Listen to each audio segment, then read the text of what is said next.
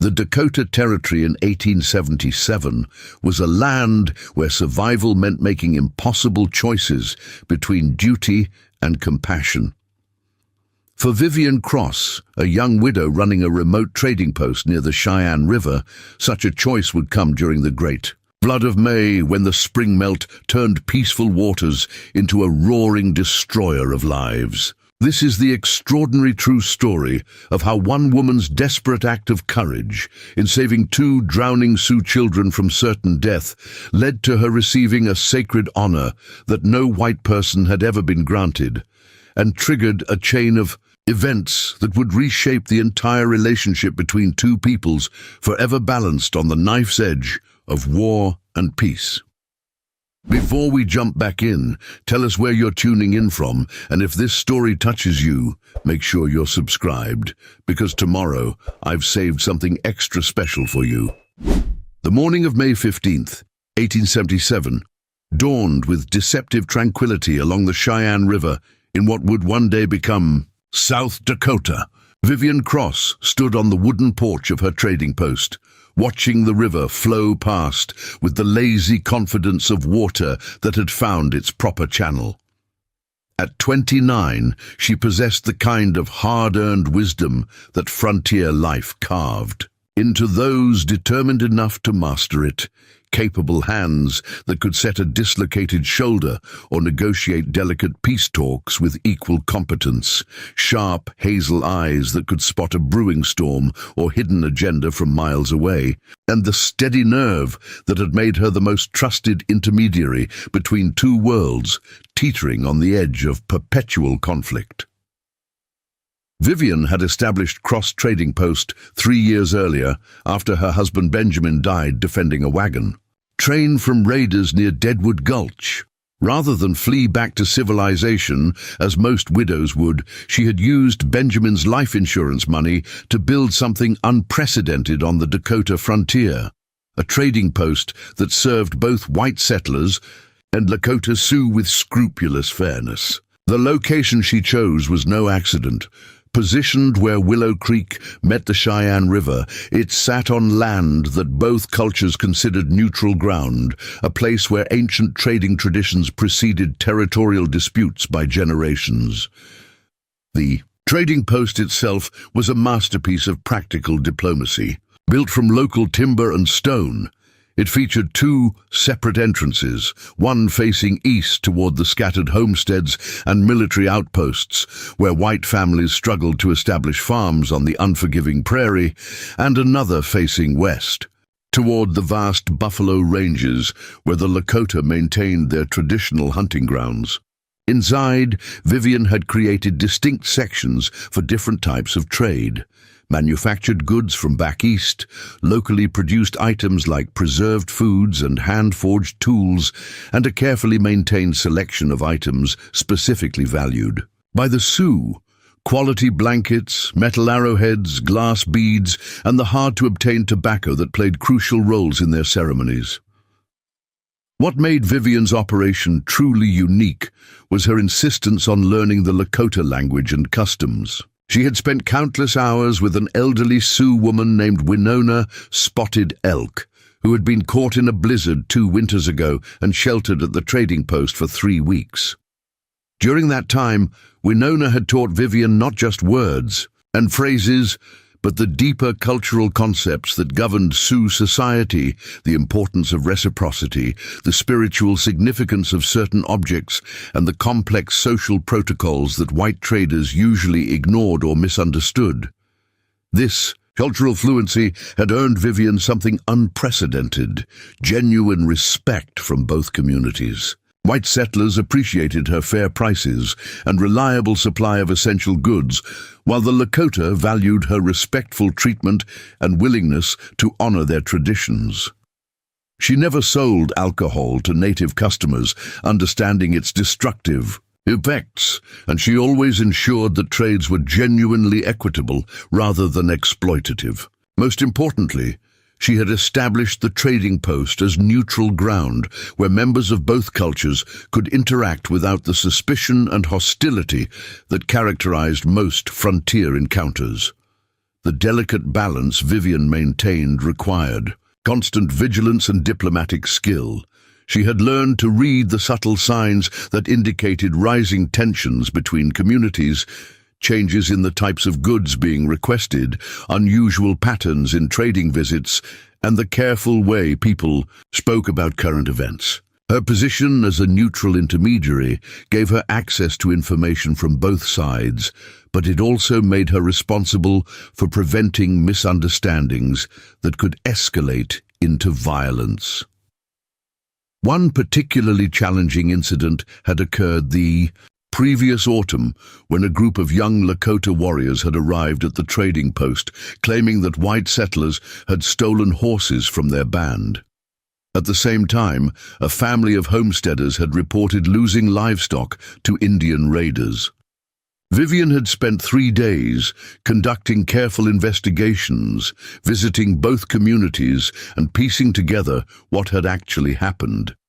The truth proved to be that rustlers, white men who preyed on both communities, had stolen animals from both sides, hoping to provoke conflict that would distract attention from their crimes. By organizing a joint search party that included both Lakota warriors and white settlers, Vivian had not only recovered most of the stolen animals, but had demonstrated that cooperation was possible even in the most suspicious circumstances. Such successes had built Vivian's reputation as someone who could be trusted by both sides, but they had also made her a target for those who profited from conflict. Certain military contractors, dishonest traders, and political opportunists viewed her neutral trading post as an obstacle to their plans for exploiting tensions between whites and Indians. She had received subtle threats from multiple sources, warning her that her sympathy for savages could be dangerous to her health and her business. The spring of 1877 had brought unusual challenges to the Dakota Territory.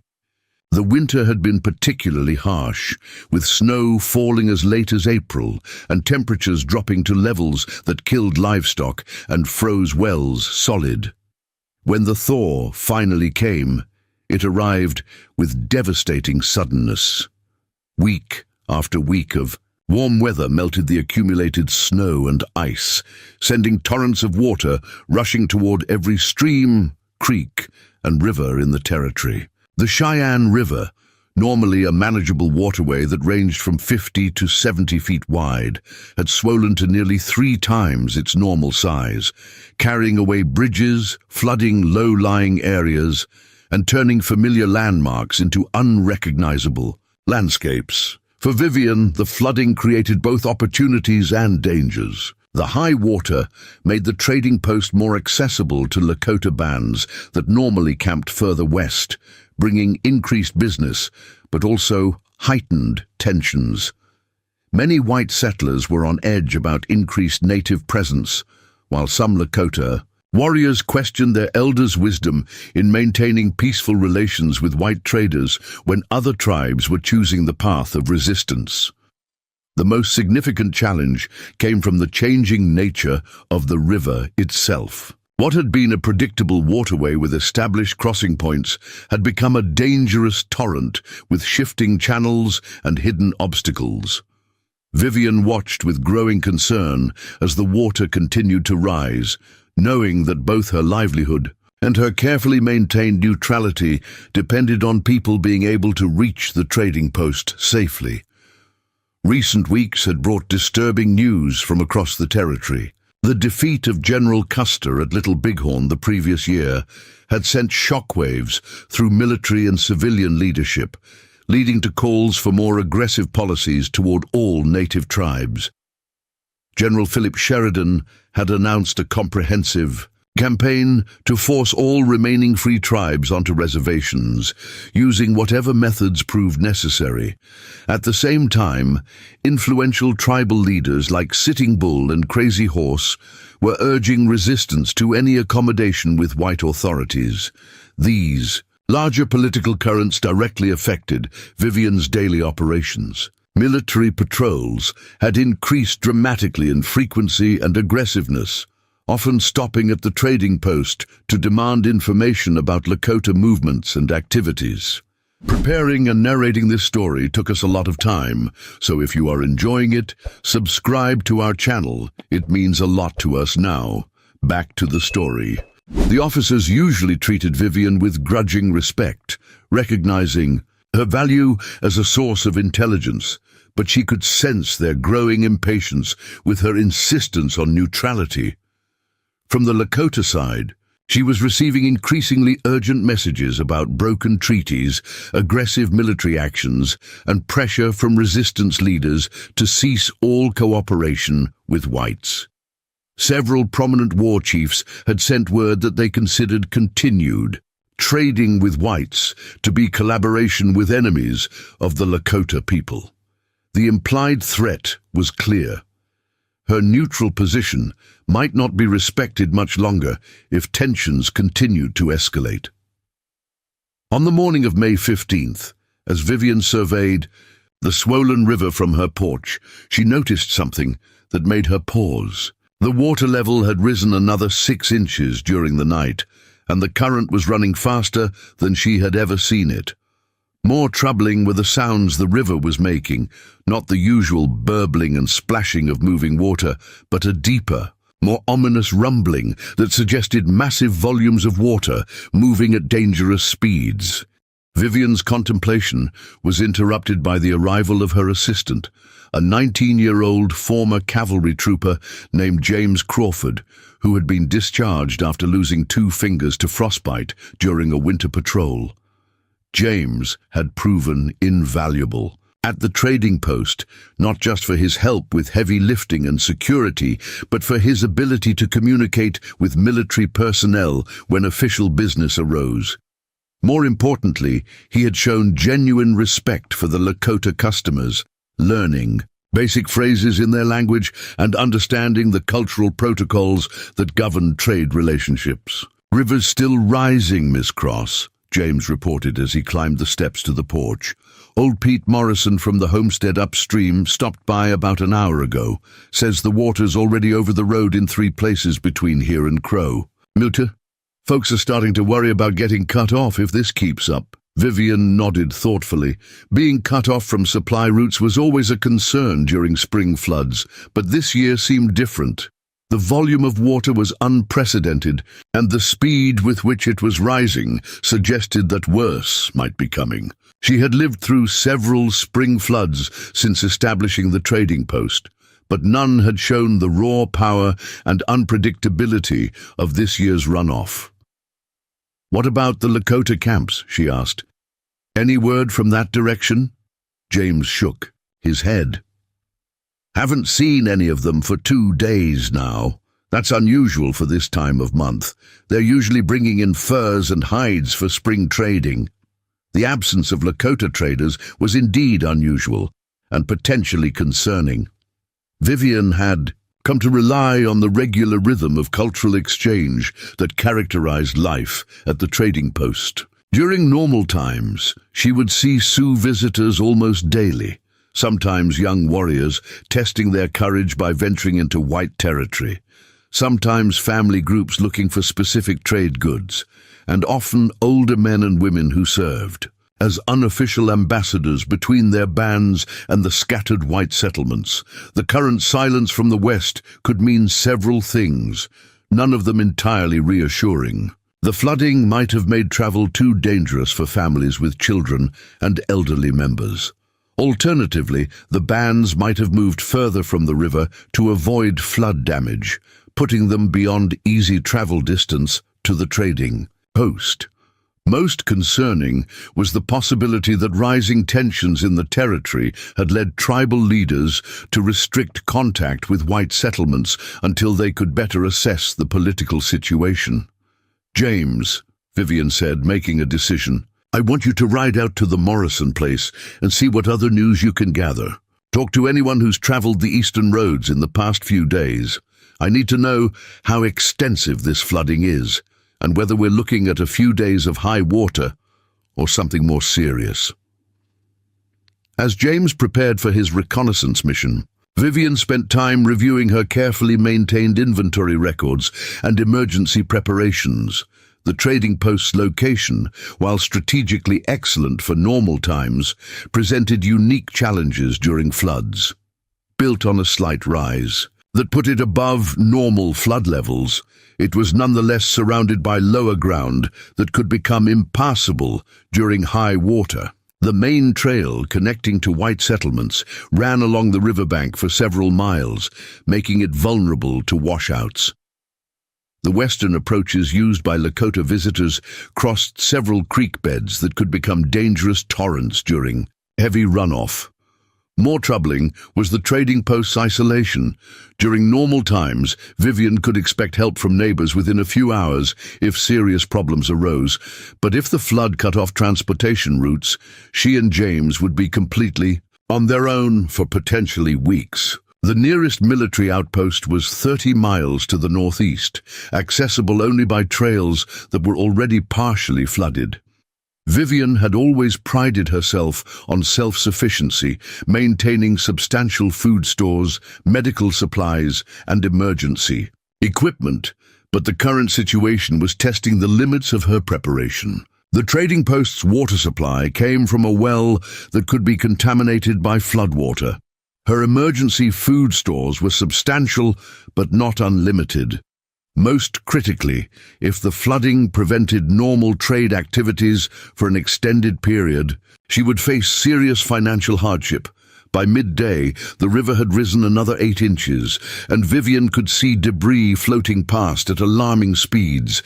Entire trees, pieces of buildings, and even the bloated carcass of a cow that had presumably been swept away from some upstream farm. The power of the current was becoming truly frightening, and she began to worry about the structural integrity of the trading post itself.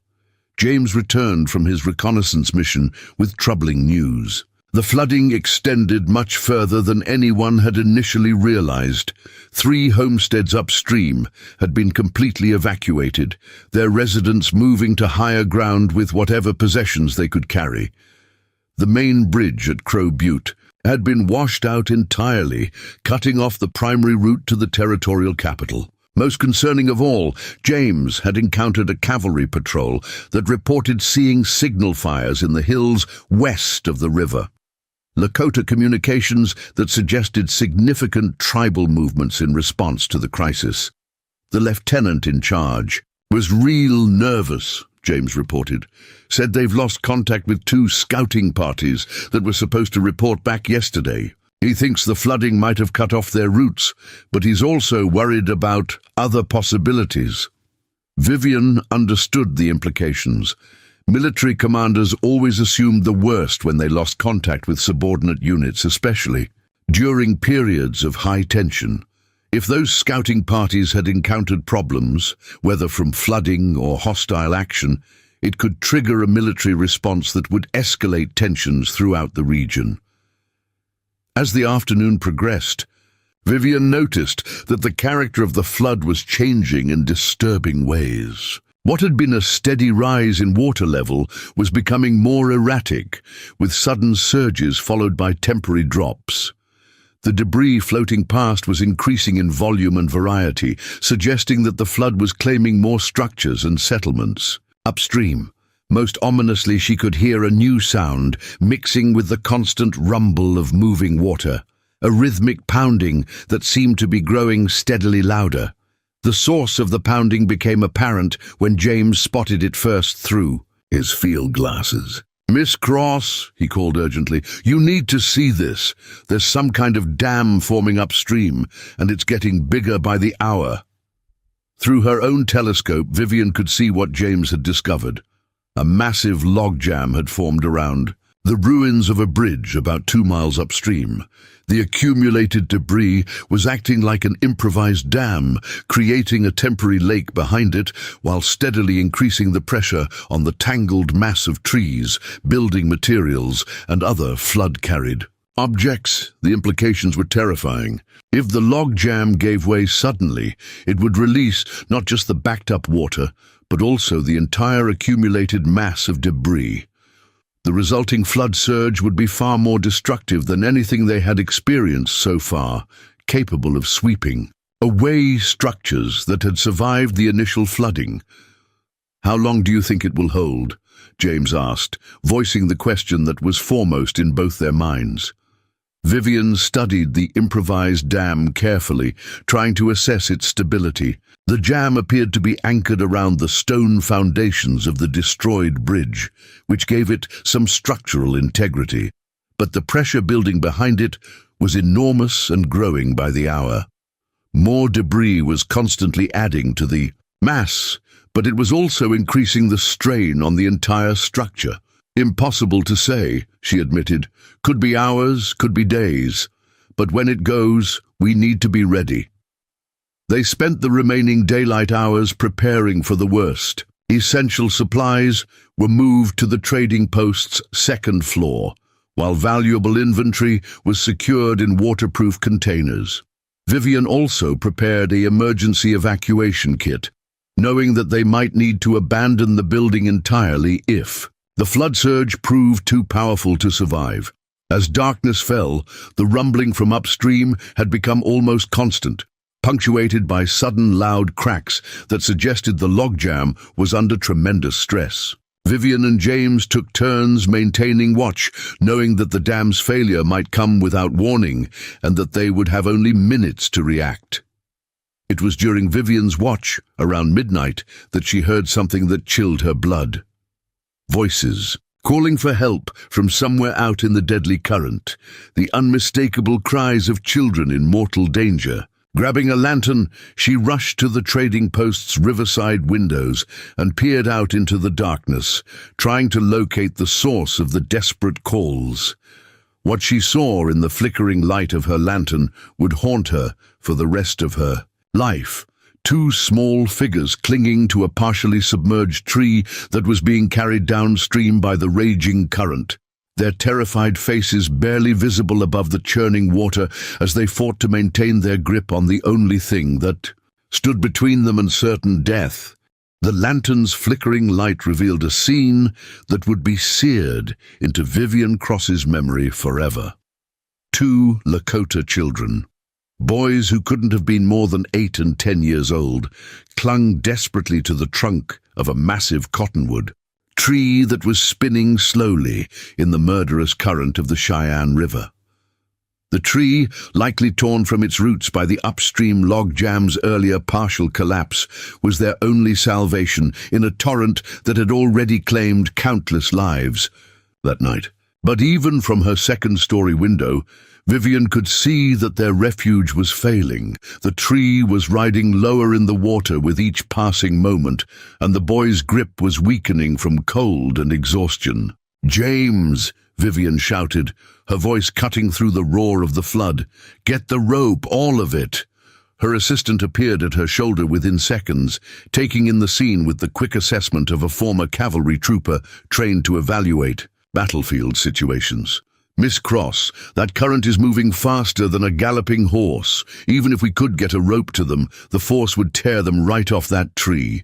Vivian was already calculating angles and distances, her mind working with the precision that had kept her trading post operating successfully for 3 years.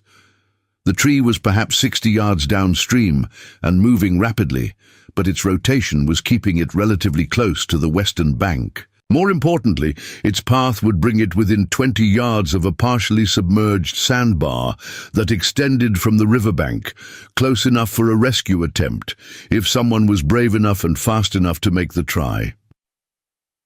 "The sandbar," she said, pointing to the barely visible strip of land. "If I can get out there with a rope, I might be able to intercept them when they pass." James stared at her in disbelief. "Miss Cross, that's suicide. The water's moving too fast, and you'd have to cross 30 yards of open current just to reach the sandbar. Even if you made it, one mistake, and you'd be swept downstream with them." But Vivian was already moving, gathering the coils of rope that James had brought from the storage room. The trading post's emergency supplies included nearly 200 feet of manila line, originally intended for hauling supply boats to shore during normal spring floods.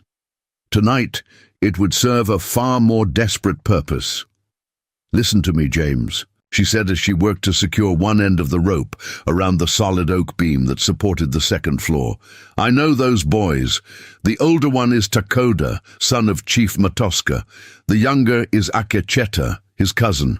I've traded with their families for 2 years. If they die tonight, it won't just be a tragedy. It'll be a catastrophe that destroys everything we've built here." James understood immediately. Chief Matoska led one of the largest and most influential Lakota bands in the region, a group that had consistently chosen cooperation over conflict despite pressure from war leaders like Crazy Horse and Sitting Bull. Matoska's band was crucial to maintaining peace in the Dakota Territory, and the death of his son would almost certainly drive them into the arms of the resistance movement. "But, Miss Cross," James protested, "even if you save them, how do we know their people won't blame us for what happened? Indians have their own ways of looking at things, and they might see our involvement as—" "As what?" Vivian interrupted, securing the rope around her waist with the kind of knots her late husband had taught her during their brief but adventurous courtship. "As the white woman who let their children drown when she had the power to save them. James, sometimes there's no good choice, only the right choice." Through the window, they could see that the tree was continuing its deadly voyage downstream, now less than 5 minutes from the sandbar. The boys were still clinging to the trunk, but their cries for help were becoming weaker. Hypothermia was setting in, and Vivian knew that they had perhaps 10 minutes before the cold water sapped their strength entirely. Without another word, Vivian climbed through the trading post's western window onto the partially submerged porch roof. The structure groaned under the assault of the flood, but it held her weight as she worked her way to the edge closest to the sandbar. The distance to the barely visible strip of land looked much greater from this angle, and the current between. Her position and safety was a churning maelstrom of debris and destruction. "Miss Cross," James called from the window, "at least take this." He thrust a large piece of driftwood toward her, a makeshift flotation device that might help her stay afloat during the crossing. Vivian accepted the wood gratefully, tucking it under her left arm while keeping her right hand free to manage the rope. Taking a deep breath that might be her last, she stepped off the roof into the raging torrent of the Cheyenne River. The cold hit her like a physical blow, driving the air from her lungs and threatening to stop her heart entirely. The current was even more powerful than she had anticipated, immediately sweeping her downstream faster than she had thought possible. For a terrifying moment, she lost her grip on the driftwood and felt herself being pulled under by the weight of her waterlogged clothing. Fighting against panic and the numbing cold, Vivian managed to regain her hold on the improvised float and orient herself toward the sandbar. The rope played out behind her, creating a lifeline back to the trading post, but also adding drag that threatened to pull her under. Swimming in the flood-swollen river was less like moving through water than like being tumbled inside a massive washing machine filled with debris and death. A broken wagon wheel spun past her head, missing her by inches. The bloated carcass of a horse rolled over just yards away, its lifeless eyes reflecting the moonlight. Most terrifying of all were the sounds of the flood, not just the roar of moving water, but the grinding crash of boulders being rolled along. The riverbed, the splintering of wood as structures were torn apart, and the occasional rumble that suggested more debris dams were forming and failing upstream. But Vivian's focus remained fixed on the sandbar, now visible as a dark line against the lighter water. Her years of swimming in the river during peaceful summers had given her both the strength and the technique needed for this desperate crossing. But the conditions were beyond anything she had ever experienced. Every stroke was a battle against the current that wanted to carry her downstream to certain death. When her feet finally touched the sandy bottom of the partially submerged bar, Vivian felt a surge of triumph that was immediately replaced by new terror. The tree carrying the two Lakota boys was now visible in the moonlight, spinning slowly as it approached her position. She had perhaps 2 minutes to prepare for the most critical moment of the rescue attempt. Working frantically, Vivian created a loop in the rope that she could throw toward the tree when it passed. The technique was familiar from her cattle handling days, but throwing a lasso in normal conditions was vastly different from attempting the same feat while standing waist-deep in a raging flood. She would have one chance, perhaps two at most, before the tree carried its precious cargo beyond her reach forever. The cottonwood approached with terrifying speed, its massive bulk riding surprisingly high in the water despite its waterlogged condition. As it drew closer, Vivian could see the boys more clearly. Two small figures whose traditional Lakota clothing marked them unmistakably as Sioux children. Their dark hair plastered against their heads by the cold water, their eyes wide with a terror and fading hope. The older boy, Takoda, saw her first. His shout of surprise was almost lost in the flood's roar, but it alerted his younger cousin to her presence. Both children began calling out in a mixture of Lakota and broken English, their voices carrying desperate hope mixed with disbelief that anyone would risk their life in such impossible conditions. "Hold on!" Vivian shouted back in Lakota, using the phrases Winona Spotted Elk had taught her. "I will help you." The tree was now within throwing range, but its rotation made timing crucial. Vivian waited for the moment when the boys would be closest to her position, then hurled the rope loop. With all her strength, the manila line arced through the air, its trajectory perfect, but a sudden gust of wind caught it just as it reached the tree, causing it to fall short by mere inches. Takoda lunged for the rope, releasing his hold on the tree trunk with one hand. For a terrifying moment, he hung suspended over the deadly water, his cousin grabbing his legs to prevent him from being swept away. But the rope was just beyond his reach, and he was forced to pull himself back to safety as the tree continued its deadly voyage downstream. Vivian hauled in the rope as quickly as possible, her frozen fingers struggling with the wet manila. The tree was moving away from her, but its erratic rotation might bring it close again if she could reposition herself on the sandbar. Fighting against the current that threatened to sweep her from her precarious refuge, she moved as far downstream as the partially submerged land would allow. Her second throw was more desperate, launched when the tree was nearly past her position. This time, fortune favored courage. The loop settled around a broken branch near where the boys were clinging, and Takoda managed to grab the rope before it could slip away. "Pull!" Vivian shouted, though she knew the boys couldn't hear her over the flood's roar. "Pull yourselves toward me!" But the current was too strong, and the boys too weakened by cold and fear to make significant progress along the rope. Instead, the line became taut between the tree and Vivian's position, creating a deadly tug-of-war between human determination and the flood's overwhelming power. The rope stretched and groaned under the strain, threatening to snap at any moment. Realizing that the boys couldn't pull themselves to safety, Vivian made a decision that defied every survival instinct. She began working her way along the rope toward the tree, using the line as a guide through the treacherous current. The technique was exhausting and dangerous beyond description, but it was the only way to reach the children before hypothermia or the rope's failure doomed them all.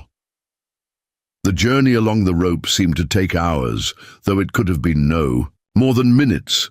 Every foot of progress was a battle against the current that wanted to tear her away from the lifeline. Debris continued to swirl around her, chunks of wood, pieces of metal and other flood-carried objects that could easily have knocked her unconscious or inflicted fatal injuries. When she finally reached the tree, Vivian found herself face to face with two of the most frightened children she had ever seen. Takoda, the older boy, was perhaps 10 years old, with the serious demeanor that marked him as the son of a chief. His younger cousin Akecheta, barely 8, was crying openly, his small hands bleeding from their desperate grip on the rough bark. "I'm going to get you out of here," Vivian said in Lakota, her voice as calm and reassuring as she could manage despite the desperate circumstances. "But you must trust me and do exactly what I say." The rescue plan she had formulated during her rope journey was simple in concept, but terrifying in execution. She would tie the boys to her body using the rope, then attempt to swim them back to the sandbar. From there, James could pull all three of them to safety using the line that still connected them to the trading post. But first, she had to get the children off the tree without all three of them being swept away by the current. The cottonwood's position was becoming increasingly unstable as more of its mass became waterlogged. She could feel the entire tree settling lower in the water, and she knew they had perhaps minutes before it would no longer provide any flotation at all. Working with desperate efficiency, Vivian used sections of the rope to create harnesses around both boys, securing them to her own body in a way that would prevent them from being torn away by the current. The process required her to release her own grip on the tree several times, trusting the rope connection to the sandbar to keep her from being swept downstream. Dakota proved remarkably brave for his age, helping to position the rope around his cousin and translating Vivian's instructions into words the younger boy could understand. But Akacheta was nearly paralyzed with fear and cold, his small body shaking uncontrollably as hypothermia continued to sap his strength. "Listen to me," Vivian said to Dakota as she completed the rope work. "When we leave this tree, the water will try to separate us. Hold on to me as tightly as you can, and don't let go no matter what happens. Do you understand?" The boy nodded solemnly, his dark eyes reflecting a courage and maturity that seemed beyond his years. "I understand. My father says the spirits send help to those who are brave enough to accept it. You are our help."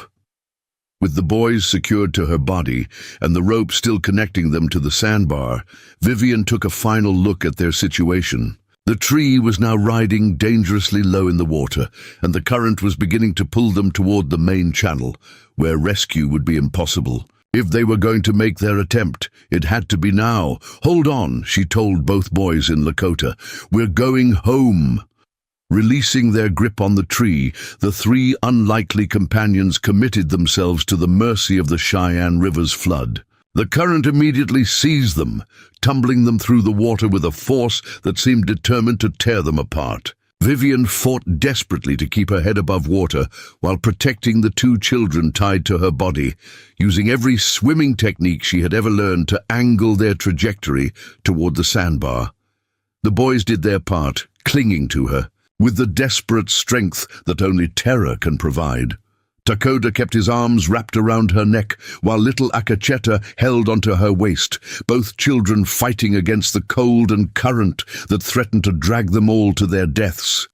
James, watching from the trading post window, began pulling on the rope the moment he saw them leave the tree. His efforts helped guide their chaotic journey through the flood, gradually drawing them toward the sandbar, despite the current's attempts to carry them downstream.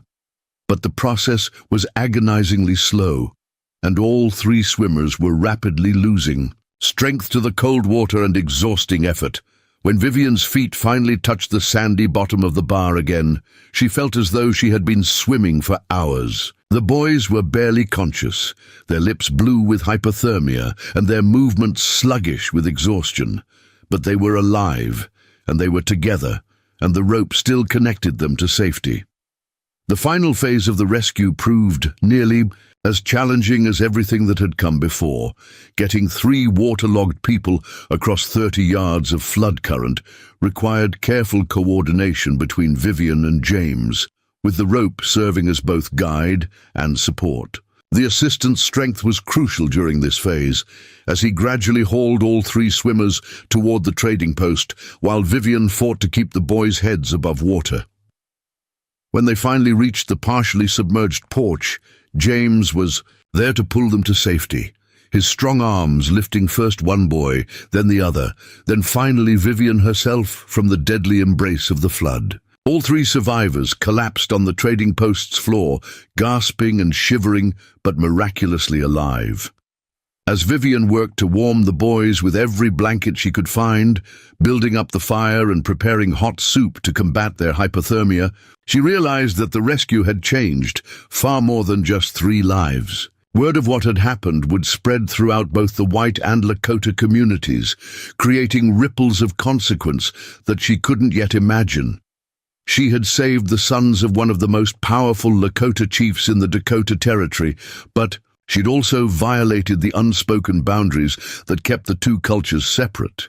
Some would see her as a hero who had risked everything to preserve innocent life. Others would view her actions as dangerous meddling in affairs that didn't concern her.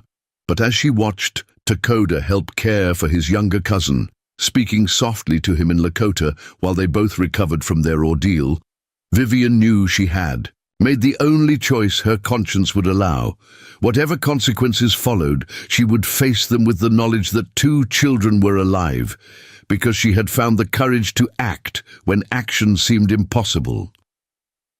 The flood continued to rage outside, but inside the trading post, 3 survivors shared the warmth of life, preserved against impossible odds. The real test of what her rescue would mean for the future of the Dakota Territory was yet to come. Dawn broke grey and ominous over the still raging Cheyenne River, revealing a landscape transformed beyond recognition by the Great Flood of 1877. From the second-story window of her trading post, Vivian Cross surveyed a world where familiar landmarks had vanished beneath churning brown water, where the gentle creek that had meandered past her property had become a torrent carrying the debris of destroyed lives, broken wagons, uprooted trees, and the scattered remnants of homesteads that had stood for years before the flood's fury erased them in a single night. The 2 Lakota boys she had pulled from certain death slept fitfully on makeshift beds near the trading post's wood stove, their small bodies still fighting the effects of hypothermia and exhaustion. Dakota, the older boy at 10 years old, had awakened briefly near midnight, long enough to drink some warm broth and whisper words of gratitude in Lakota before exhaustion claimed him again. His 8-year-old cousin Akecheta had not stirred since Vivian had wrapped him in every blanket she possessed, though his breathing had gradually strengthened throughout the night. James Crawford stood watch by the eastern window, his military training evident in the methodical way he surveyed their surroundings for any sign of approaching danger. The former cavalry trooper had maintained his vigil all night, understanding that their rescue of the Lakota children had fundamentally altered their situation in ways that went far beyond simple heroism. "River's still rising," James reported, quietly, careful not to wake the sleeping boys. "That log jam upstream must have given way completely during the night. There's a whole forest worth of trees floating past, and I can see pieces of buildings that came from settlements 20, maybe 30 miles upriver." Vivian nodded grimly, her attention divided between the continuing crisis outside and the more immediate challenge of caring for her unexpected guests. The boys would need several days to recover fully from their ordeal, but keeping them at the trading post that long would create complications she was only beginning to understand. Word of their presence would inevitably reach both the white settlements and the Lakota camps, setting in motion reactions from both communities that could quickly spiral beyond her control. More immediately pressing was the question of how the boys had ended up in the flood in the first place. During his brief conscious period, Dakota had managed to convey that they had been traveling with a larger group when the flood surge struck their camp. Whether that group included their families and whether anyone else had survived the disaster remained unknown. The possibility that she had saved 2 orphans weighed heavily on Vivian's mind, along with the knowledge that their survival might be meaningless if everyone they loved had perished in the flood. The morning's first major development came just after sunrise, when James spotted smoke signals rising from the hills west of the river. The pattern was complex and deliberate. clearly a form of long-distance communication rather than random fires started by flood refugees. Vivian had learned enough about Lakota customs to recognize that the signals were probably coordinating. Search efforts possibly for the very children now sleeping in her trading post. "Should I try to signal back?" James asked, gesturing toward their own modest supply of materials that could be used for smoke signals. "Let them know the boys are safe." Vivian considered the suggestion carefully. Establishing communication with the Lakota search parties would certainly be the humanitarian thing to do, relieving the anguish of families desperately searching for missing children. But it would also immediately alert every military patrol in the area to the fact that she was harboring native children during a period of heightened tensions. Recent weeks had brought increased military activity throughout the Dakota Territory, with cavalry units conducting aggressive patrols ostensibly designed to protect white settlers from potential Indian raids. Before she could reach a decision, the choice was taken from her by the sound of approaching horses. Through the eastern window, James could see a column of cavalry riders making their way carefully along the flooded trail that connected the trading post to the scattered white settlements. Even at a distance, the disciplined formation and military bearing of the riders was unmistakable. "Company of cavalry," James reported, his voice tight with concern. "Looks like Captain Morrison's unit from Fort Randall. They're moving slow because of the flooding, but they'll be here within the hour." Captain Harrison Morrison commanded the most aggressive cavalry unit in the region, a man whose career had been built on the philosophy that the only good Indian was a subdued Indian. Unlike some of his colleagues who maintained at least a pretense of diplomacy in their dealings with native tribes, Morrison made no secret of his belief that military force was the only language the Sioux understood. His presence at the trading post during this particular crisis could hardly be coincidental. Vivian felt her stomach tighten as she contemplated the approaching confrontation. Morrison's unit had stopped at her trading post several times over the past months, ostensibly to purchase supplies, but actually to gather intelligence about Lakota movements and activities. The captain had made increasingly pointed comments about her excessive sympathy for Indian customers and her naive understanding of the true nature of the savage threat facing white settlers. "James," she said quietly, "I need you to take the boys to the root cellar. Keep them quiet and out of sight until the cavalry leaves. Whatever Morrison wants, it can't involve discovering that we're sheltering Lakota children." As James carefully moved the still sleeping boys to their hiding place, Vivian prepared herself for what promised to be a difficult encounter. She changed into dry clothes that wouldn't reveal her midnight rescue mission, arranged the trading post's main room to show no signs of recent visitors, and mentally rehearsed explanations for any evidence of the boys' presence that might have escaped her notice. Captain Morrison arrived with characteristic military precision, his unit forming a defensive perimeter around the trading post, while he and two lieutenants approached the building. At 45, Morrison possessed the kind of weathered authority that came from years of frontier service, but his pale blue eyes held a coldness that spoke of a man who viewed the world in terms of enemies to be defeated rather than problems to be solved. "Mrs. Cross," Morrison said as he climbed the steps to the trading post's main entrance, his tone carrying the formal politeness that barely concealed underlying suspicion. "I trust you and your assistant weathered the flood without serious difficulty." "We've been fortunate, Captain," Vivian replied carefully. "The trading post was built to withstand spring floods, though I'll admit this one has tested its limits. How can I assist you this morning?" Morrison's gaze swept the interior of the trading post with the trained eye of a man accustomed to searching for evidence of wrongdoing. "We're conducting search and rescue operations throughout the flooded areas, looking for survivors and assessing the extent of the damage. Several homesteads upstream have been completely destroyed, with multiple casualties reported." The news confirmed Vivian's fears about the flood's destructive power, but she also sensed that Morrison's visit involved more than simple humanitarian concerns.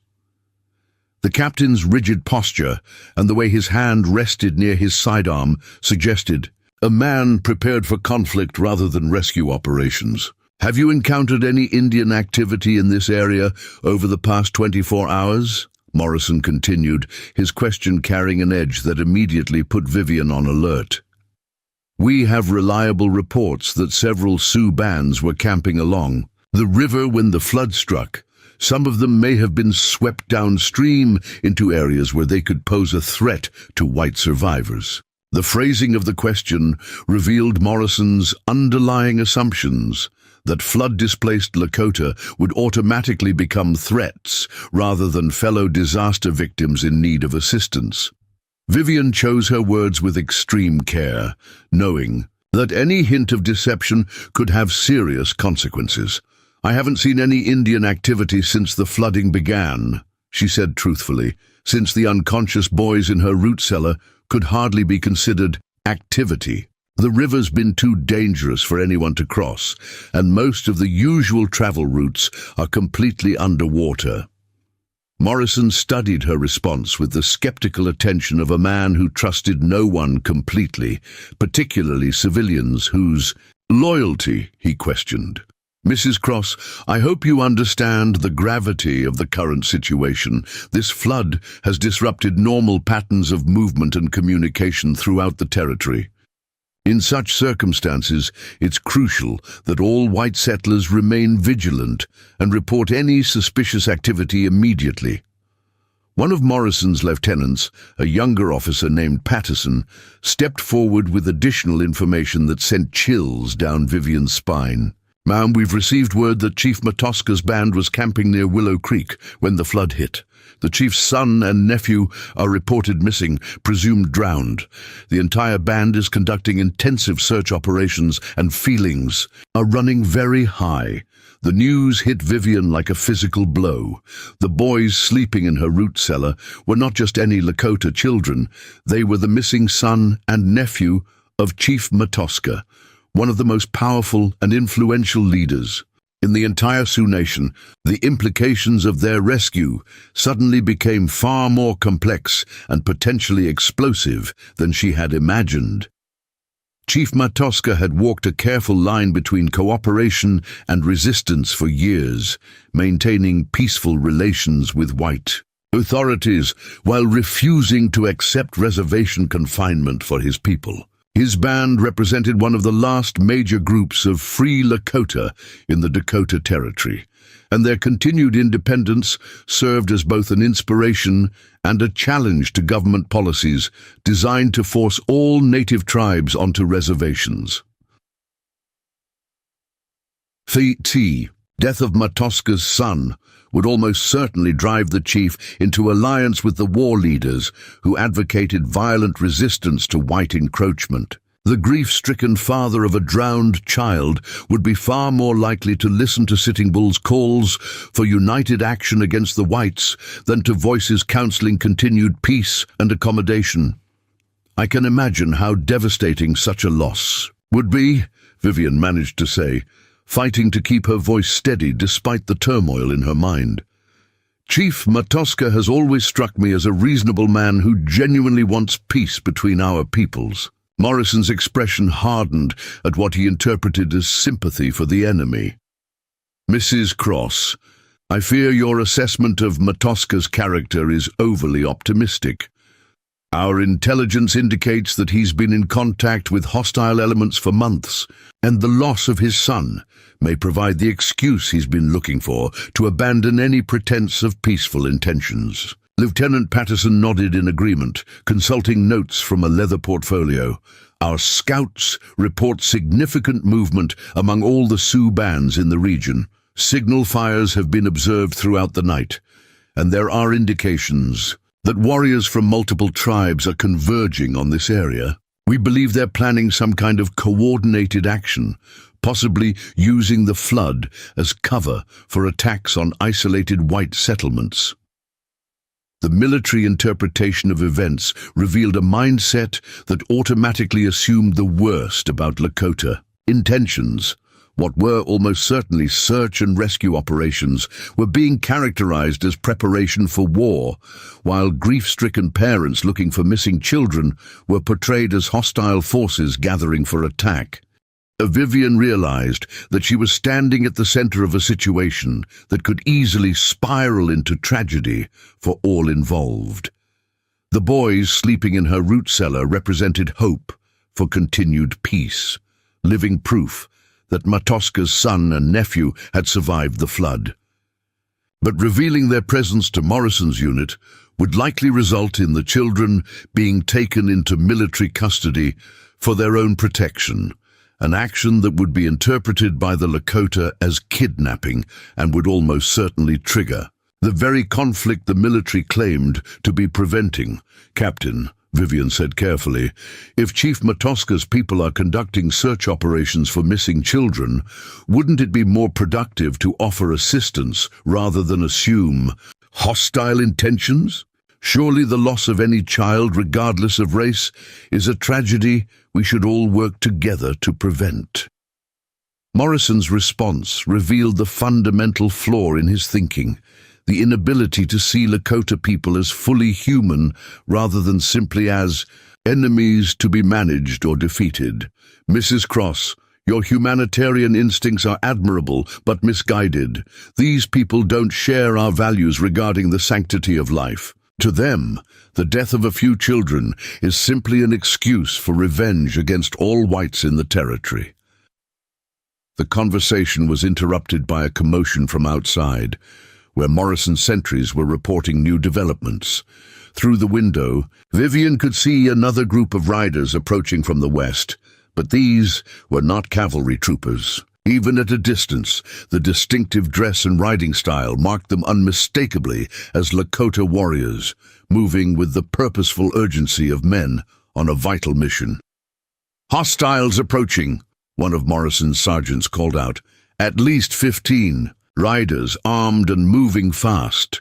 Morrison immediately shifted into combat mode, drawing his sidearm and positioning himself where he could observe the approaching Lakota while maintaining cover behind the trading post's walls. "Mrs. Cross, get away from the windows and stay down. We may be about to find ourselves under attack." But Vivian recognized something in the approaching riders' formation that Morrison's military mindset prevented him from seeing. These were not warriors preparing for battle.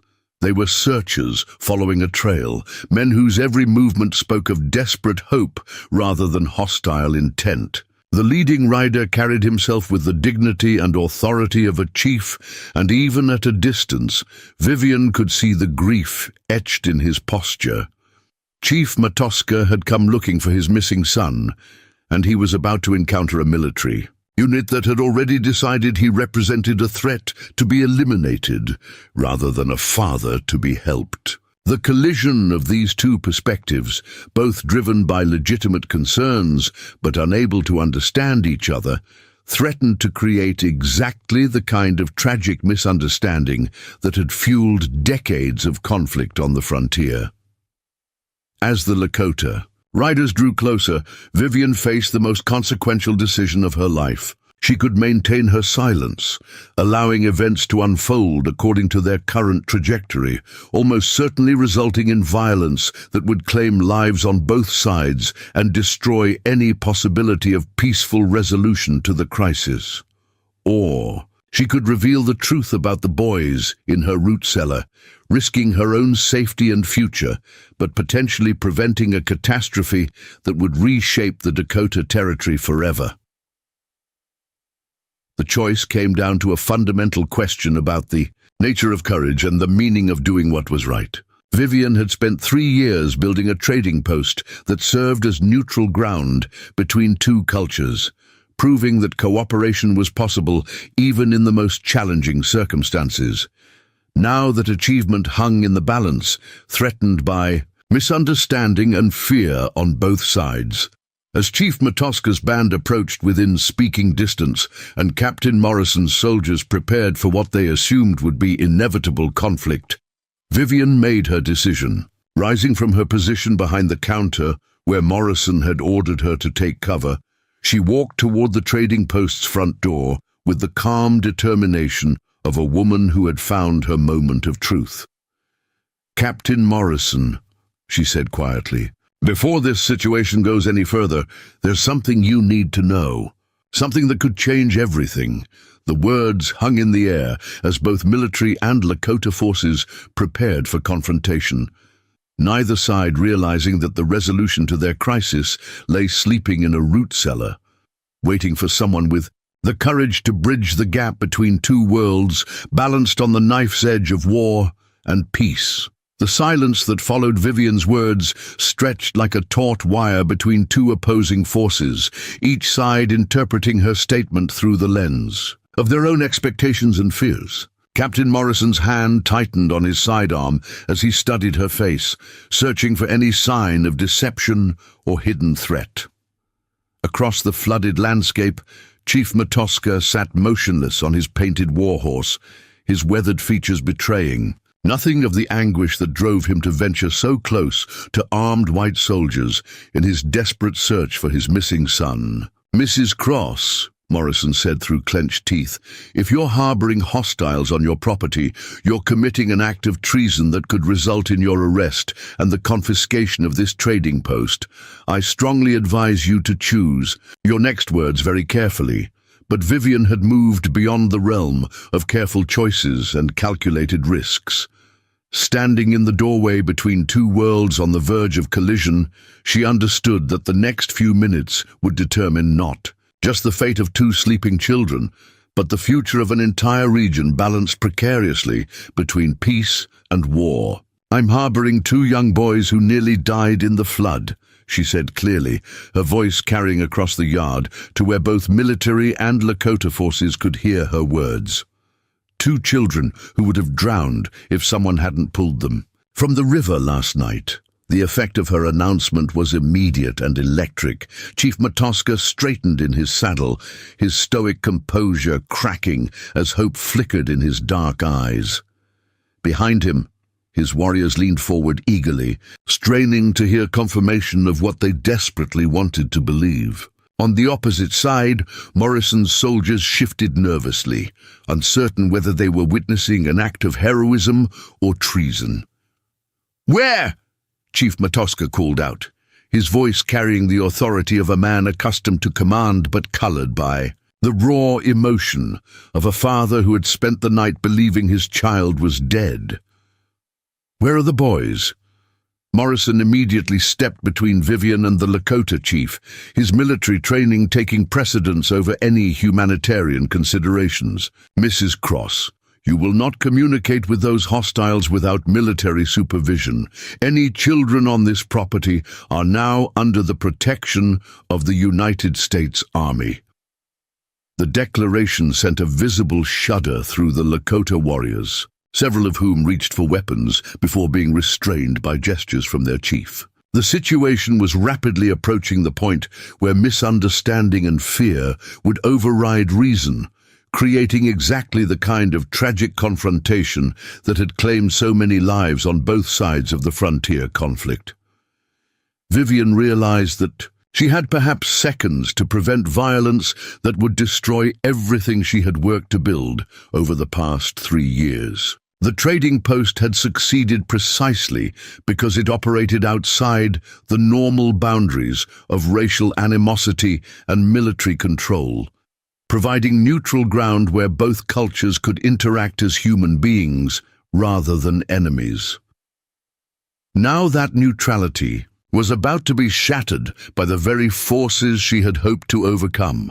"Captain Morrison," she said with forced calm, "those boys are not prisoners or hostiles. They're children who nearly died in a natural disaster. Takoda is 10 years old, and his cousin Akacheta is 8. They've been unconscious most of the night, recovering from hypothermia and exhaustion. They need medical attention and the comfort of their families, not military protection."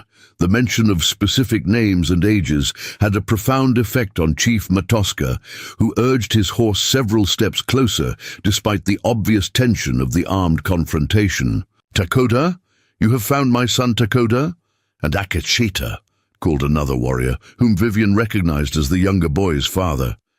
"My son Akashita. He lives?" Morrison's face flushed with anger as he realized that Vivian's rescue had fundamentally altered the tactical situation he thought he controlled. "Mrs. Cross, you've interfered with military operations and endangered the security of this entire region.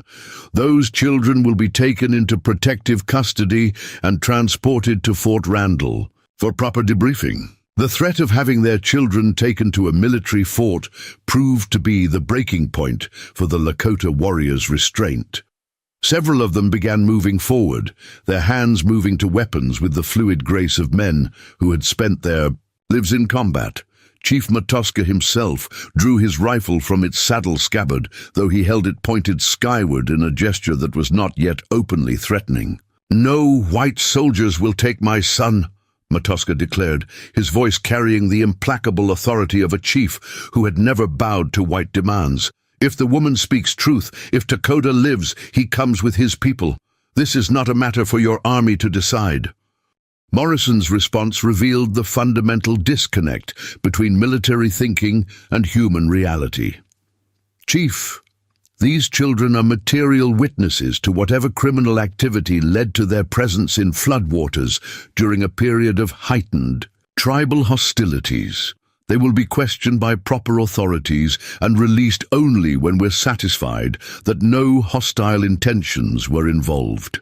The absurdity of treating flood victims as criminal suspects might have been laughable under different circumstances, but in the current charged atmosphere, it represented exactly the kind of institutional blindness that had fueled decades of unnecessary conflict. Morrison's inability to see Lakota children as anything other than potential intelligence sources revealed a mindset that would inevitably lead to violence.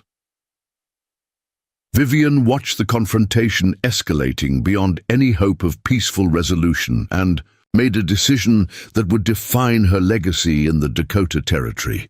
Walking past Morrison despite his shouted orders to halt, she moved into the open ground between the two armed groups, placing herself physically in the line of fire. "Everyone stop," she called out, her voice carrying the kind of calm authority that comes from absolute moral certainty.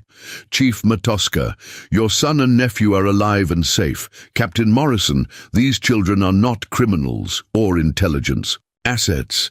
They're flood survivors who deserve compassion, not interrogation." Standing in the open, with weapons pointed at her from both directions, Vivian continued with the kind of speech that would be remembered and repeated throughout the territory for generations to come. 3 years ago, I established this trading post on the principle that different peoples could find common ground if they were willing to treat each other with respect and fairness. Last night, when I heard children crying for help in the flood, I didn't ask about their race or their tribal affiliation. I asked only whether I could save them. Her words carried across the tense standoff, reaching not just the immediate participants, but also the broader question of what kind of society they were trying to build in the Dakota Territory. The choice between cooperation and conflict, between seeing others as fellow human beings or as threats to be eliminated, had rarely been presented so starkly. "Captain Morrison," Vivian continued, "you have the authority to arrest me for harboring native children, but you cannot arrest the truth of what happened here. 2 boys were drowning, and someone saved them. That's not a military matter, it's a human matter." Morrison's internal struggle was visible in his expression as duty and conscience warred with each other.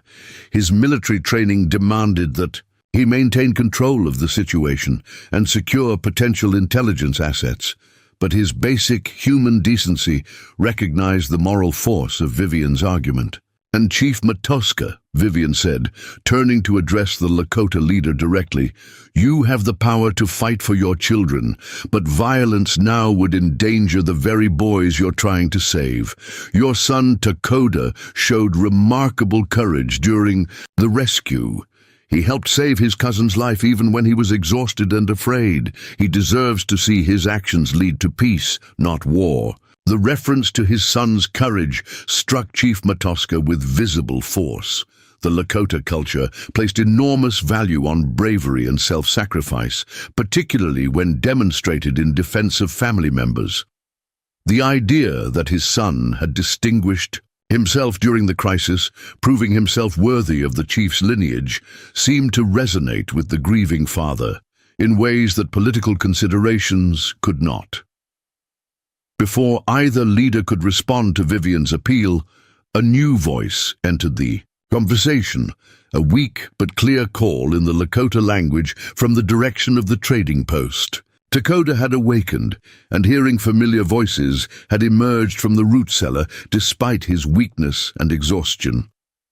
The 10-year-old boy stood swaying in the doorway, supported by James Crawford, his dark eyes searching the crowd of adults, until they found his father.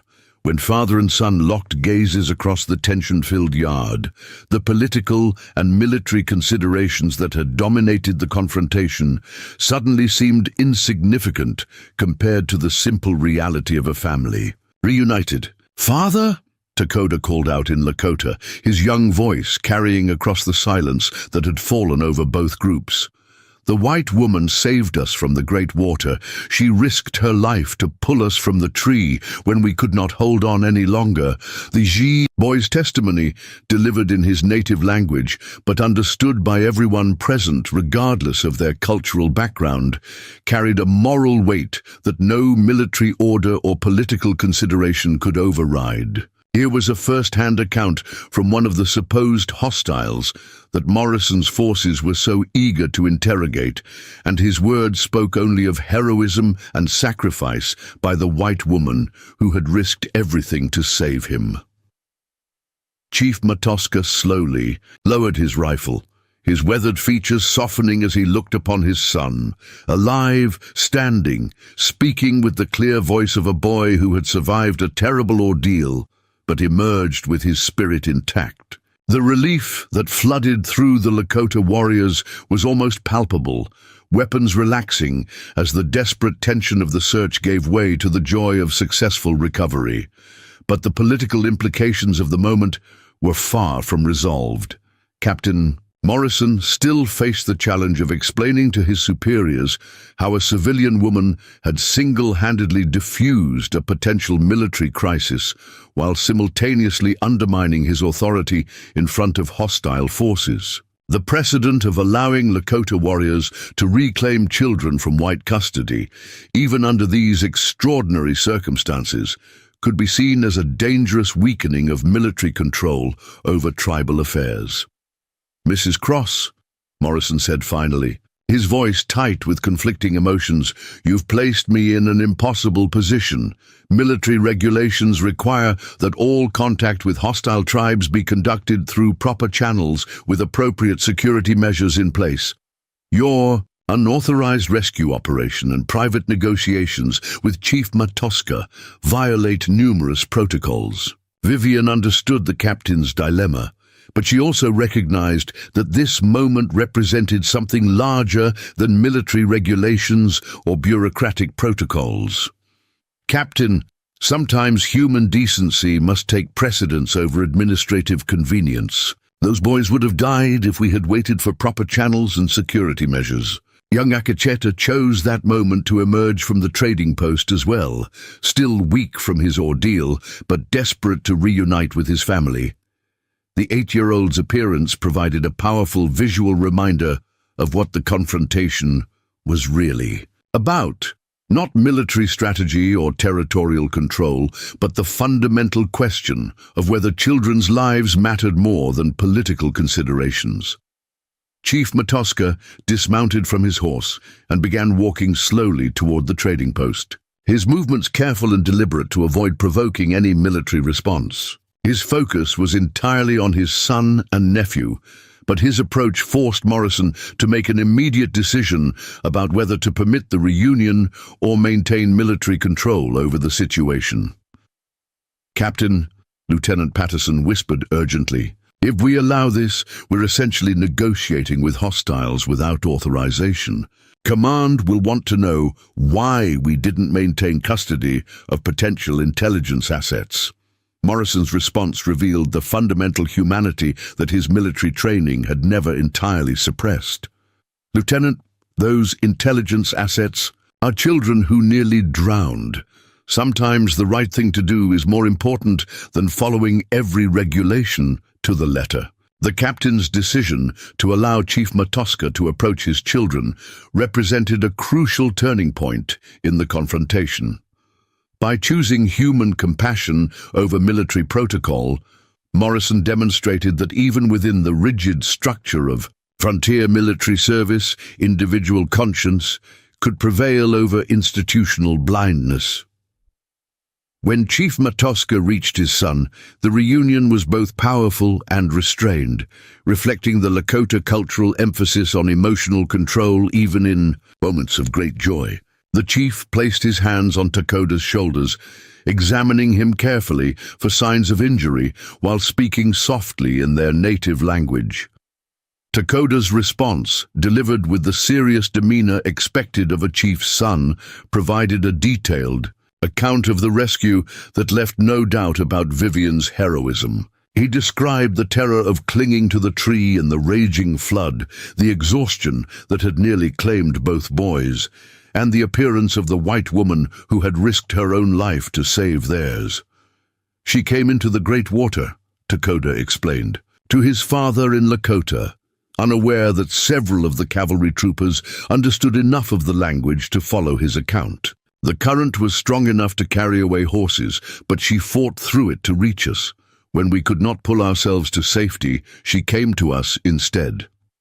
The boy's narrative provided corroborating evidence for Vivian's version of events, while also revealing details that even she hadn't fully appreciated. Takoda's description of watching her battle the flood current to reach their tree painted a picture of courage that went far beyond simple humanitarian impulse. It spoke of someone willing to face almost certain death to preserve the lives of children she barely knew. Akecheta's reunion with his father was equally moving, the younger boy clinging to the warrior who had traveled through dangerous territory to search for him. The 8-year-old's account of the rescue, while less detailed than his cousin's, focused on the emotional impact of suddenly seeing hope in the form of a lantern light cutting through the darkness of their despair.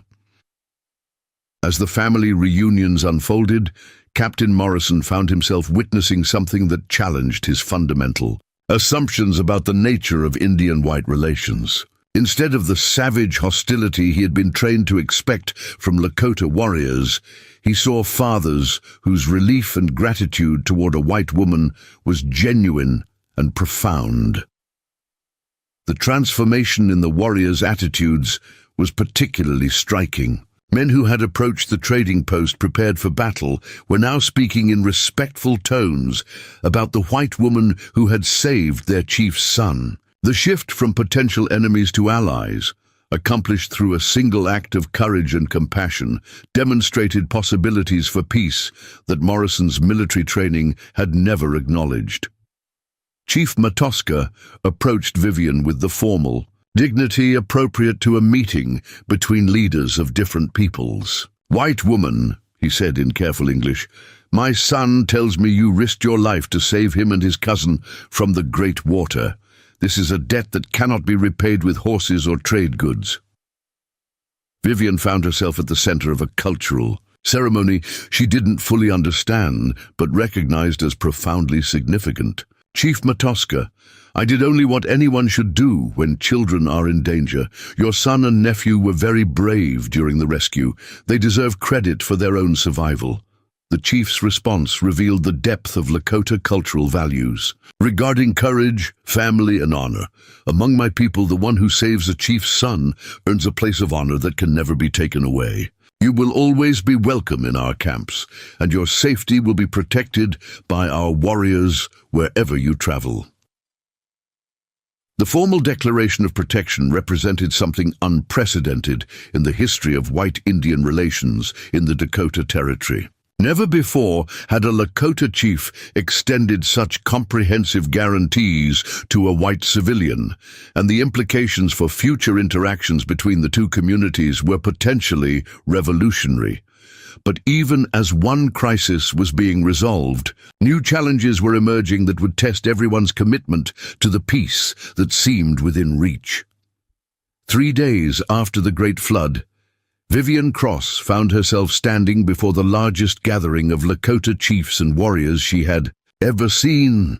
The sacred council ground at Medicine Rock, normally reserved for the most momentous decisions affecting the entire Sioux nation, buzzed with an energy that spoke of historic change in the making. Representatives from 17 different bands had traveled through dangerous territory to witness something that had never occurred in the long history of their people: the formal honoring of a white woman for an act of courage that transcended all boundaries of race and culture. The journey to this moment had begun 2 days earlier, when Chief Matoska had arrived at the trading post with a formal invitation that stunned even Vivian's growing understanding of Lakota customs.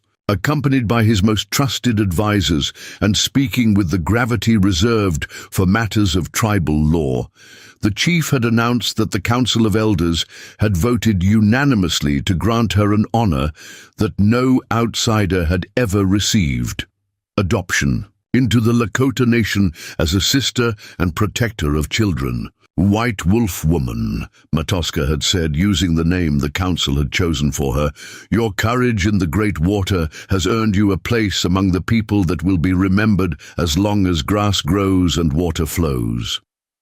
You will receive the sacred bundle of the Child Protector, marking you as one who stands between the innocent and harm." The significance of the honor was explained by Winona Spotted Elk, the elderly woman who had taught Vivian the Lakota language during that long ago. "Blizzard, in all our history," Winona said with tears in her ancient eyes, "only 7 people have been granted the Child Protector bundle. Each was someone who saved many children from death or captivity, usually at great risk to themselves. You are the first white person ever considered worthy of this recognition." The ceremony would involve rituals that had been performed for centuries, sacred traditions that connected the present moment to the deepest spiritual roots of Lakota culture. Vivian would receive not just honorary membership in the tribe, but specific rights and responsibilities that would forever alter her relationship with the Sioux Nation. Most remarkably, she would be granted the privilege of sanctuary. Any Lakota child in danger could seek her protection, and any warrior of the people would be bound by sacred oath to defend her life. But the path to Medicine Rock had been complicated by forces beyond the Lakota Council's control. Word of the planned ceremony had spread throughout the Dakota Territory, generating reactions that ranged from amazement to outrage among the white settlements. Captain Morrison, despite his moment of humanity during the flood crisis, was under intense pressure from his superiors to prevent what military authorities viewed as a dangerous precedent of white Indian cooperation outside official channels. The situation had become even more complex with the arrival of Colonel Marcus Stanton, the territorial military commander whose reputation for harsh policies toward native tribes was matched only by his political ambitions. Stanton saw the proposed ceremony as a direct challenge to federal authority and a potential catalyst for increased Indian resistance to government control. "Mrs. Cross," Stanton had said during his intimidating visit to the trading post, "you may believe you're promoting peace between the races, but you're actually undermining the careful balance of power that keeps this territory stable. Your acceptance of this Indian honor would legitimize their rejection of proper authority." The colonel's threats had been both subtle and explicit. Accepting the Lakota honor could result in the loss of her trading licenses, federal investigation of her business practices, and possible charges of sedition against the United States government. More ominously, Stanton had suggested that her collaboration with hostiles might necessitate her relocation to a more secure area for her own protection. Despite these pressures, Vivian had made her choice with the same clarity of purpose that had driven her into the floodwaters to save 2 drowning children. The honor offered by the Lakota represented recognition of values that transcended political boundaries: courage, compassion, and the fundamental belief that all children deserved protection, regardless of their racial or cultural background. Now, as she prepared for the ceremony that would forever change her place in the Dakota Territory, Vivian reflected on the journey that had brought her to this extraordinary moment. The trading post she had built as a bridge between 2 worlds was about to become something even more significant, a symbol of what was possible when people chose understanding over fear, cooperation over conflict. The ceremony began at dawn, with the arrival of the sacred singers, elderly men whose voices carried the ancient melodies that connected the present generation to their ancestors. Their chants filled the morning air with sounds that seemed to emerge from the earth itself, rhythms that spoke of buffalo hunts and vision quests, of battles fought and children born, of the endless cycle of life that bound all creatures together. In the web of existence, Chief Matoska appeared in full ceremonial regalia, wearing the eagle feather headdress that marked his status as a leader of the people, and carrying the sacred pipe that would sanctify the proceedings. Behind him walked the other chiefs and prominent warriors, each dressed in their finest clothing and bearing symbols of their achievements and spiritual power. But it was the children who provided the ceremony's most powerful emotional impact. Takoda and Akacheta, now fully recovered from their flood ordeal, led a procession of young Lakota from across the territory, boys and girls whose presence served as living reminders of why the Child Protector honor existed and what it represented. Their faces glowed with the kind of excitement that only children can bring to solemn occasions, their whispered conversations mixing awe at the ceremony's importance with natural curiosity about the white woman who was about to become their protector. Winona Spotted Elk served as the ceremony's spiritual guide, her ancient voice explaining each ritual element to Vivian while also addressing the broader gathering in Lakota. "The Child Protector Bundle," she began, holding up an intricately decorated leather pouch, contains sacred objects that have been blessed by 7 generations of holy men. It holds the power to call upon the spirits of all who have died, protecting children, and it places upon its bearer the responsibility to answer that call whenever it comes. The first ritual involved the symbolic washing away of Vivian's white identity, not to erase her cultural background, but to cleanse her of any prejudices or limitations that might prevent her from fulfilling her new role. Using water from the sacred spring that had never run dry even during the worst droughts, Winona blessed Vivian's hands, face and heart while chanting prayers in the ancient language that preceded even modern Lakota. The second ritual was the bestowing of her new name, White Wolf Woman, chosen to reflect both her original race and the wolf-like courage she had shown in protecting children who were not her own. Chief Matoska himself performed this naming ceremony, speaking the Lakota words that would forever mark her as a member of the people while also acknowledging her unique position as a bridge between worlds. "From this day forward," Matoska declared in both Lakota and English, "you shall be known as White Wolf Woman, sister to all Lakota, protector of children, friend to the people. Your name will be carried on the wind to all the bands, and your honor will be spoken of around fires that have not yet been lit." The third ritual was the most profound, the actual transfer of the Child Protector bundle from its previous keeper, an elderly warrior named Standing Bear who had earned the honor by rescuing 14 children from a cavalry attack 20 years earlier As Standing Bear placed the sacred bundle in Vivian's hands, she felt the weight of centuries of tradition and the responsibility of lives yet to be saved. "This bundle chooses its own bearer," Standing Bear said in careful English, his weathered face reflecting decades of warfare and wisdom.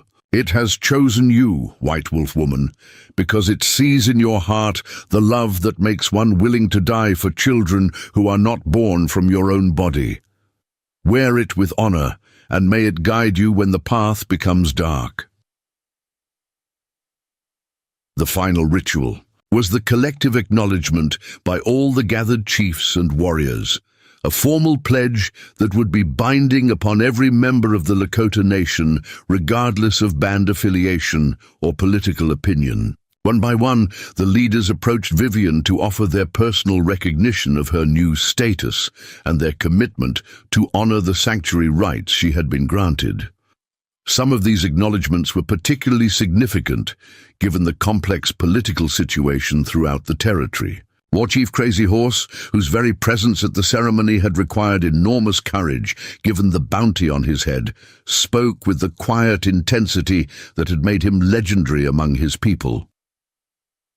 "White Wolf Woman," Crazy Horse said, "I have fought many battles against your people, and I will fight many more before the sacred hoop is broken. But you have shown that not all whites are enemies of the Lakota children. When the time comes for you to call upon warriors for protection, some of those warriors will be men who have warred against your race." The ceremony reached its climax when the sacred bundle was formally activated through a ritual that involved every child present. Each young Lakota approached Vivian to touch the bundle while speaking their name, creating a spiritual bond that would supposedly alert her to any future danger they might face. The sight of dozens of children, some shy, some bold, all trusting, placing their small hands on the sacred objects was almost overwhelming in its emotional power. Takoda and Akacheta, as the children whose rescue had initiated the entire ceremony, were given the honor of speaking for all the young people present. Takoda, with the serious demeanor that marked him as his father's son, delivered a formal speech of gratitude that demonstrated his growing understanding of the ceremony's historical significance. "White Wolf Woman," the 10-year-old said with remarkable composure, "you showed us that the color of skin matters less than the color of heart. When we were drowning in the great water, you did not see Lakota boys. You saw children who needed help. Now all Lakota children will know that somewhere in the white world, there is one who would risk everything to save them."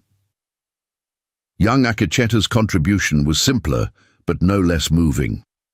The 8-year-old simply walked up to Vivian and hugged her, with the uncomplicated affection that only children can offer, whispering in English, "Thank you for pulling us out of the dark water." As the formal ceremony concluded, the political implications of what had just occurred began to manifest in ways that would reshape the entire territorial situation. Runners had already departed for the scattered Lakota camps, carrying news of the historic event to bands that had been wavering between accommodation and resistance to white authority. The unprecedented honor granted to a white woman provided powerful evidence that cooperation and mutual respect were possible, potentially influencing crucial decisions about war and peace throughout the Sioux Nation. But the ceremony also had immediate consequences that would test everyone's commitment to the principles it represented. Even as the final rituals were being completed, scouts reported the approach of a large military force led by Colonel Stanton himself. The colonel had apparently decided that preventing the ceremony was less important than demonstrating federal power in its aftermath.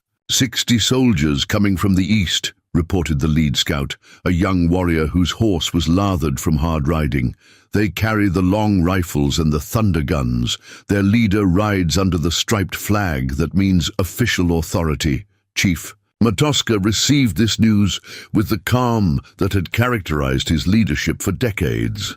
but Vivian could see the calculation in his eyes as he assessed the potential for conflict. The ceremony had proceeded without incident, but the arrival of a large military force at a gathering of Lakota leaders could easily be interpreted as provocation or threat. "Colonel Stanton seeks confrontation," Matoska observed quietly to Vivian. "He hopes to force a fight that will justify the harsh measures he has been preparing. Our presence here at this sacred ceremony provides him with the excuse he has been seeking." The situation was complicated by the fact that many of the warriors present at the ceremony were men who had been fighting against the military for years. Leaders like Crazy Horse and Sitting Bull had attended specifically to demonstrate their respect for the unprecedented honor being granted to Vivian, but their presence would be viewed by Stanton as evidence of a hostile gathering requiring military intervention. Vivian found herself facing another moment of crucial decision-making, but this time her new status as White Wolf Woman provided options that hadn't existed before. The sacred bundle she now carried granted her certain rights within Lakota culture, including the authority to call for protection and the responsibility to prevent unnecessary bloodshed involving children. "Chief Matoska," she said formally, "I request permission to meet with Colonel Stanton under the protection of my new status. Perhaps I can convince him that this ceremony represents an opportunity for peace rather than a threat to federal authority." The chief's response revealed his understanding of both the opportunity and the risk inherent in Vivian's proposal. "White Wolf Woman, the colonel may not respect the sacred bundle's protection. To him, you may still be simply a white woman who has chosen the wrong side in a larger conflict." "Perhaps," Vivian acknowledged, "but I'm also the only person here who can speak to him as an equal in his own cultural terms while also representing the honor you've just granted me. If there's any chance of preventing bloodshed, I have to try." As the military force drew closer to Medicine Rock, the gathered Lakota began making their own preparations for potential conflict. Warriors checked weapons and positioned horses for quick escape, while the chiefs conferred in urgent whispers about strategies for protecting their people if negotiations failed. But the ceremony had created something new, a bridge between worlds that hadn't existed when the day began. Vivian Cross was no longer simply a white trader who had performed a heroic act. She was now White Wolf Woman, child protector of the Lakota people, bearer of sacred responsibilities that transcended racial boundaries and political allegiances. The test of what that transformation meant, both for her personally and for the future of white Indian relations in the Dakota Territory, was about to begin with the arrival of Colonel Stanton and his 60 armed soldiers. Colonel Marcus Stanton arrived at Medicine Rock with the calculated precision of a man who believed that overwhelming force was the only language native peoples understood. His 60 soldiers formed a perfect military perimeter around the sacred gathering, their Spencer rifles gleaming in the afternoon sun as they established fields of fire that could devastate the assembled Lakota within minutes. The colonel himself rode forward under a flag of truce, but his bearing suggested a man delivering ultimatums rather than seeking negotiation. "I am Colonel Marcus Stanton, commanding officer of all military forces in this territory," he announced in a voice that carried clearly across the sacred ground. "This unauthorized gathering of hostile elements is hereby declared illegal under federal law. All participants will disperse immediately or face arrest for conspiracy against the United States government." The silence that greeted his pronouncement was profound and dangerous. Dozens of Lakota warriors, including some of the most feared fighters on the northern plains, sat motionless on their horses while their chiefs assessed this direct challenge to their sovereignty. The ceremony honoring White Wolf Woman had been conducted according to sacred laws that predated any federal authority by centuries, and Stanton's dismissal of those traditions as illegal struck at the heart of everything the gathered tribes held sacred.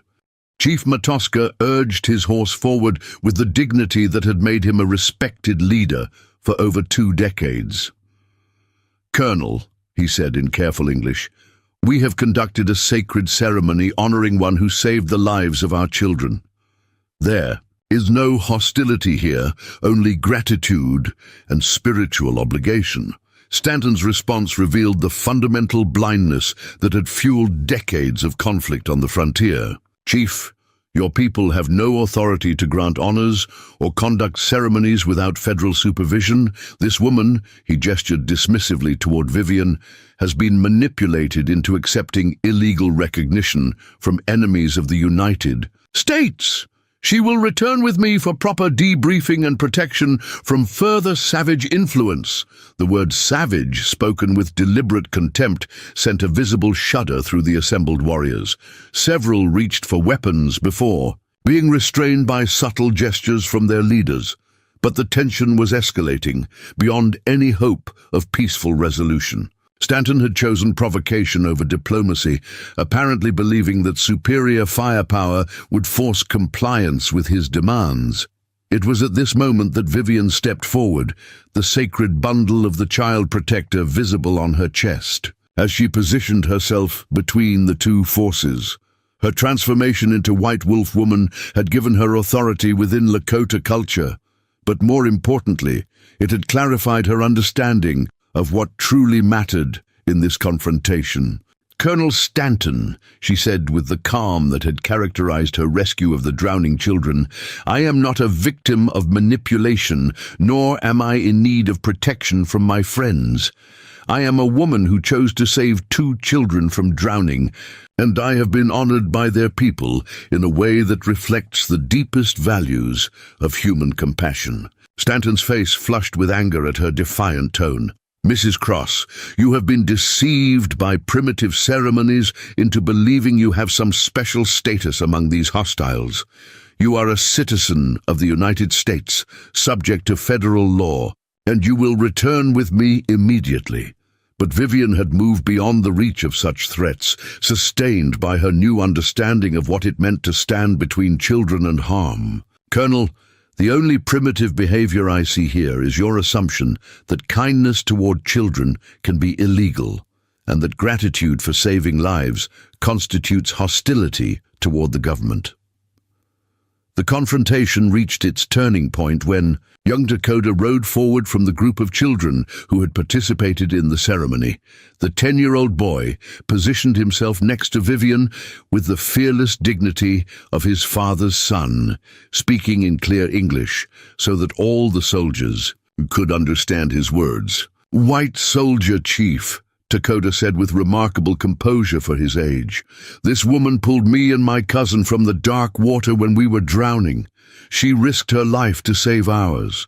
How can honoring such courage be wrong in any man's law?" The boy's simple question cut through the political complexities and military posturing to expose the fundamental moral issue at stake. Here was a child whose life had been saved by the woman Stanton was trying to arrest, speaking with the clarity that only innocence can provide about the difference between right and wrong.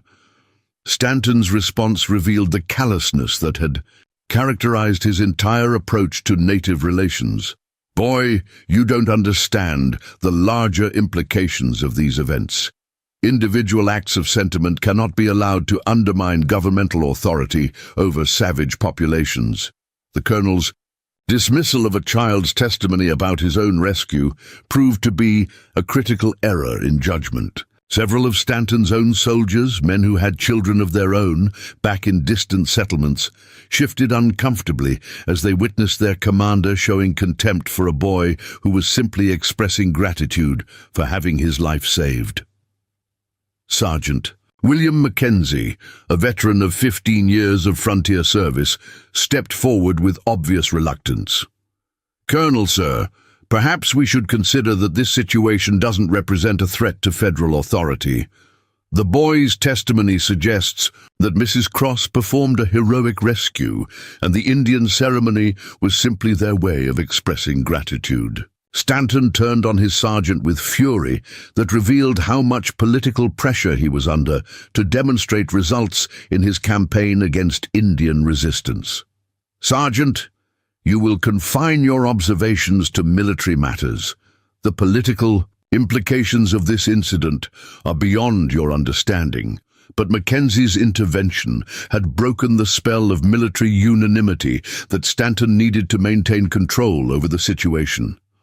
Other soldiers began to murmur among themselves, questioning orders that seemed to punish heroism and criminalize gratitude. The sight of dozens of children gathered around the woman they wanted to protect created a powerful visual argument against the colonel's characterization of the ceremony as a hostile act. Chief Crazy Horse, who had remained silent throughout the confrontation, finally spoke with the quiet intensity that had made him legendary among his people. "White War Chief," he said in broken but clear English. "You speak of law, but you make war on woman who saves children. What law commands this?" The question hung in the air like a challenge to everything Stanton claimed to represent. The most feared war leader on the Northern Plains was asking a simple question about the moral basis for federal policy, and the colonel had no answer that wouldn't expose the fundamental contradiction in his position. Vivian seized the moment to make her final appeal, speaking not just to Stanton, but to his soldiers and to history itself. "Colonel, I understand that you see this ceremony as a challenge to federal authority, but I ask you to consider what kind of authority fears the honoring of those who save children's lives. The Lakota people have granted me a sacred honor that recognizes the most basic human values: courage, compassion, and the protection of innocence. If our government opposes such values, then perhaps we need to examine what we truly stand for."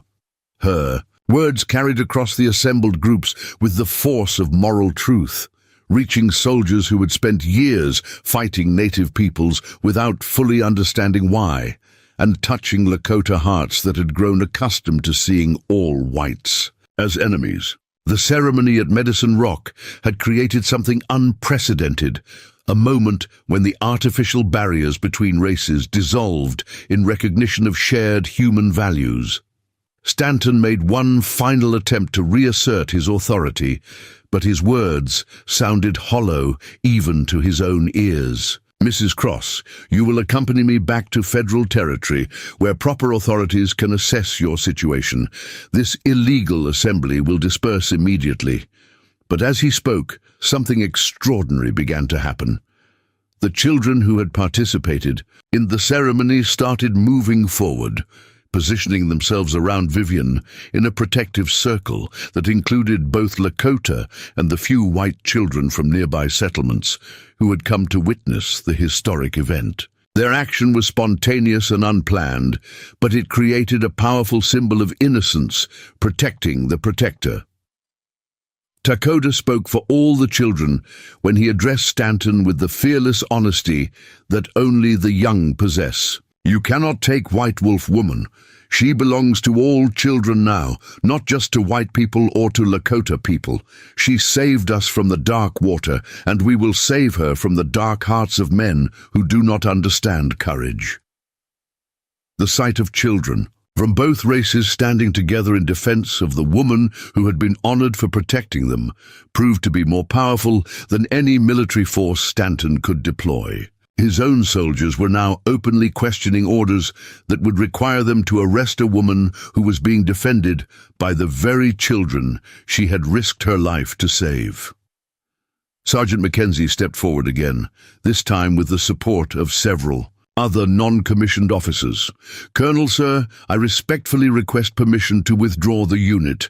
This situation doesn't require military intervention, and forcing an arrest would likely result in unnecessary casualties on all sides." Faced with the potential mutiny of his own forces and the moral impossibility of his position, Stanton was forced to retreat. "This matter is not concluded," he announced with as much dignity as he could salvage. "Higher authorities will review these events and determine appropriate action." As the military force withdrew from Medicine Rock, the assembled Lakota and their newest member, White Wolf Woman, were left to contemplate what they had accomplished. The ceremony had not only honored one woman's courage, but had also demonstrated that shared values could transcend racial boundaries when people were willing to recognize their common humanity. Chief Matoska approached Vivian as the dust from Stanton's departure settled over the sacred ground. "White Wolf Woman," he said with profound satisfaction, "today you have learned the true power of the Child Protector Bundle. It calls forth courage, not just in its bearer, but in all those who witness its sacred purpose." In the years that followed, the story of White Wolf Woman would be told around fires throughout the Dakota Territory and beyond. Some versions would emphasize her heroic rescue of the drowning children. Others would focus on her confrontation with military authority.